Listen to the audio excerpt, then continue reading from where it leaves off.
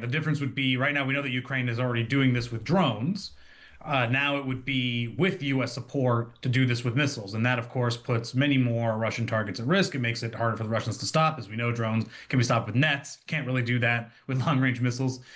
So this would put a lot more Russian targets and its revenues and oil needs at risk. The United States will provide Ukraine with intelligence on long range energy infrastructure targets within Russia.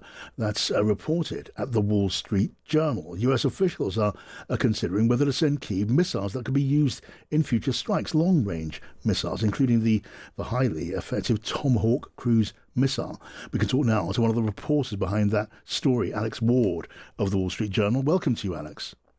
Yes, thanks for having me. It's good to have you here. So you're reporting that President Trump has agreed to provide intelligence for long-range strikes into Russia. That is potentially a significant threat increase in the threat to Russia and the Russian economy. No question. I mean, this plan basically what it would do is it would have the U.S. help Ukraine strike even deeper into Russia to target those energy infrastructure targets, which are viable military targets in such a war. Now, it's unclear exactly, how effective this could be, right? Because we know that Ukraine has ATACMS, and up to this point, the U.S. has restricted the use Yes. of those ATACMS missiles. And there are discussions about maybe sending the Tomahawks, which have a long range of 1,500 miles or so, and then others like Barracuda with 500 miles. So this intelligence move is important. It's interesting, and it shows that Trump is showing more support for Ukraine at this point. But the effectiveness of this really depends on what missiles end up going to Ukraine. Right, but we can take it that the White House has given the thumbs up, and you report that Volodymyr Zelensky of Ukraine was seeking exactly this kind of support and approval, that President Trump has said, yes, as far as we're concerned, you can strike those deeper Russian targets. That's right. And so again, the difference would be right now we know that Ukraine is already doing this with drones. Now it would be with U.S. support to do this with missiles. And that, of course, puts many more Russian targets at risk. It makes it harder for the Russians to stop. As we know, drones can be stopped with nets. Can't really do that with long-range missiles. So this would put a lot more Russian targets and its revenues and oil needs at risk.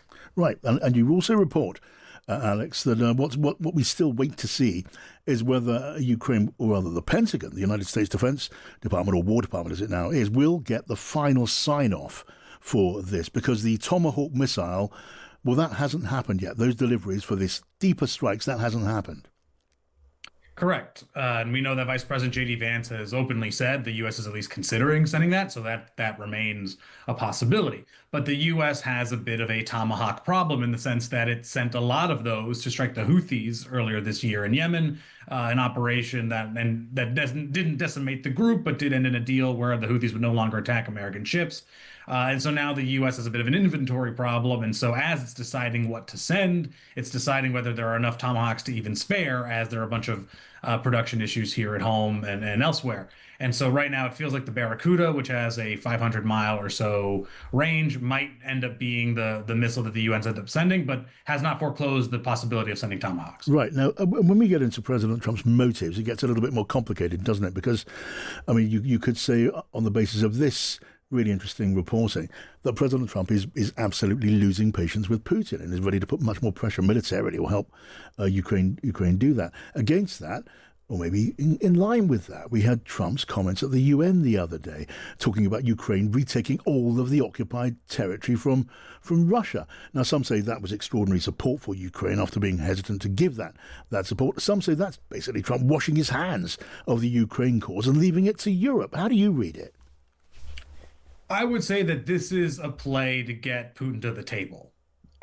Trump is trying to pressure Putin. He realizes he's not going to meet with Zelensky. He's realized he's not coming to the table. So what would it take? My guess, informed guess, is that this is Trump's play to tell Putin, all right, if you don't want a deal, we're going to help the Ukrainians hurt you. So you better come to the table sooner rather than later. That said, we should note Trump has waffled from supporting Ukraine to supporting Russia, or to saying it's Ukraine's fault to saying it's Russia's fault. So it's not impossible that, today, tomorrow, in a week, or in a month, Trump changes his tune. But for right now, it seems like he's directed at trying to push Putin to make a deal.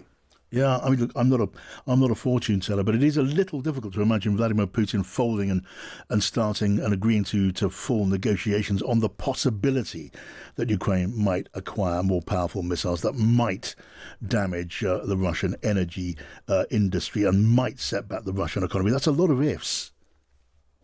Sure, but Trump doesn't mind taking the risk, right? I Yeah. mean, at this point, the way he sees it is the US is not involved in this war. Europe has stepped up because of the US making it spend 5% or more with NATO. So, fine, European countries are going to pay the US for the weapons. They can do whatever they want with them. If they want to send them to Ukraine, that's fine. And if that puts more pressure on Putin, so be it.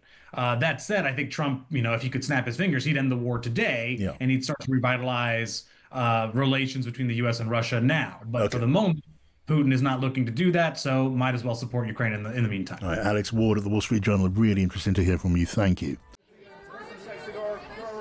No, no, we spoke with the United States. We are very thankful to President Trump for this dialogue. Last time we had very good meeting, very productive dialogue, and we spoke about long-range missiles, long-range weapon. I mean, we spoke about it, so we will see. Everything depends on his decision. Today we will discuss a lot of things. I think that the most important that today Europe really faced this drone threats, and Ukraine has relevant experience in it because of the war. Maybe the biggest one because of this, the biggest one in the world, and of course we will not. We will not stay aside, and of course we will support Denmark because they are our friends. Thank you so much. Before this moment, we used on long distance targets. We used only our weapon, as you know, and after my meeting with President of the United States, yes, we will maybe have something more. I don't know. We'll see. And maybe I can add that maybe you know what we will have. No, unfortunately not.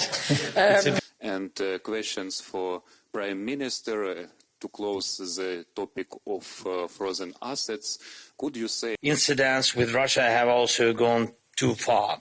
Denmark, other Nordic countries, Poland, our neighbors, Romania, and violations of Baltic airspace.